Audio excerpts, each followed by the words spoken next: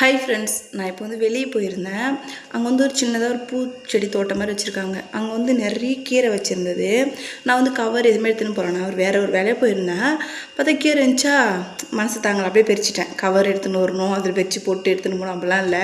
ஏன்னா எங்கள் ஊர்லலாம் நாங்கள் எப்படி தெரியுமா, எங்கள் கொடியெல்லாம் கீரை இருந்துச்சுன்னா நாங்கள் புடவை கட்டியிருந்தோன்னா அப்படியே புடவை மடித்து அதில் கீரை பறித்து போட்டு எடுத்துன்னு வந்துடுவோம். சரிங்களா, மடியில் கட்டி எடுத்துன்னு வருவோம். சரி, அதுக்காக போயிட்டு ஒரு கவர் எடுத்துன்னு போய் அப்படிலாம் பறித்து போட்டுன்னு வர மாட்டோம். அந்த பழக்கம் அப்படியே இங்கே பிரித்து எடுத்துன்னு வந்துட்டேன்.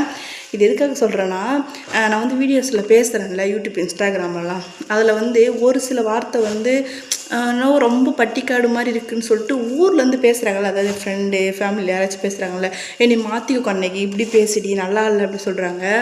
என்னால் மாற்ற முடியலைங்க. நான் பிறந்தது வளர்ந்ததெல்லாம் ஒரு கிராமத்தில். எங்கள் கிராமத்தில் எப்படி பேசுவோமோ அப்படி தானே பேசுவேன். அது எப்படி மாற்ற முடியும் திடீர்னு ஒரு யூடியூப்காக?